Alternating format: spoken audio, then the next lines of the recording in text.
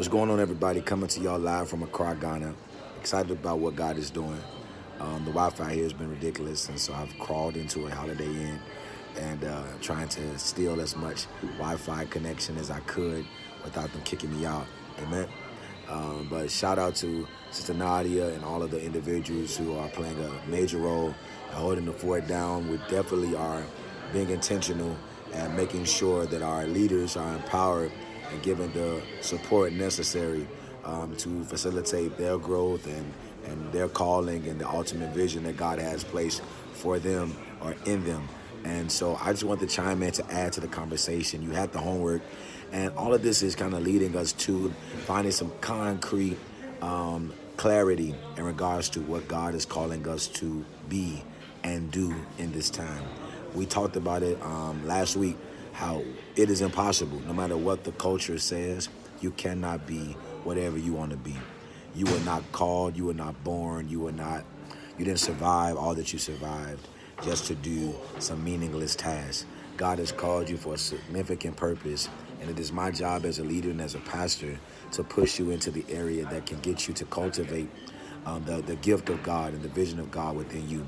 A couple of points before I kind of add on to this discussion. I just wanted to add that you already know your vision. It is as close as your most persistent thoughts and deepest desires. Smiles Monroe. And that your vision and discovering it is not difficult. It's not a lifelong task. It is your ability to just embrace what God is already saying. And if you can know it's a God thought when the God thought conflicts with the enemy's thoughts. You know it's the enemy's thoughts when the thoughts from the enemy conflict with the word of the Lord or what God would intentionally say to you. And I just want us to lose the logic and trying to find the rhythm and find the embrace. That's why our homework is so important, by just throwing it out on paper, just putting it out there without any judgment, without anybody talking over you or going behind you, without you having to read a statement. Between you and your God, and between you and the you that shall become. Just throw it out there, what you want to be, what desires, what dreams that you have. And I'm not afraid of the person who has crazy dreams. I'm afraid of the person who don't have dreams at all. Also, I want you to know that vision, when you attain it, will persist no matter what the odds. The reason why many of us are quitting, the reason why many of us are sinning, the reason why many of our circles look the way that it does is because we have not attained a God vision for our lives. Because when there's a true God vision, you stick to the script no matter what. And no matter who agrees or not, you're going to do, even if it's by yourself, even if you have to raise the money by yourself, even if you got to kill the game by yourself, whatever it is, you're going to make sure you do whatever you need to do to fulfill whatever God has called you to be. Which brings us to the next one. Vision is the only thing that brings true fulfillment.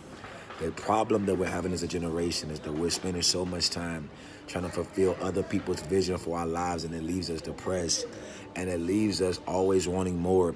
When you finish doing what they asked you to do, and after they have praised you, that's something that still is not sufficient. You're still hungry for attention. You're still hungry for likes. There'll never be a stage big enough. There'll never be a door large enough. There'll never be an opportunity great enough. There'll never be a spouse lovable enough, or because you don't have a vision for your life. And lastly, vision requires a vital connection with God. So you see the web of how Habakkuk is tying into this discussion of overall vision, how Habakkuk is looking at a national crisis. And as we enter in, starting next week with chapter 2, Habakkuk finds himself on the watchtower, and he's waiting before he writes. This doesn't mean that he didn't have a something significant talking about himself before then, but there is something that Habakkuk had to do and to posture himself before he began to write.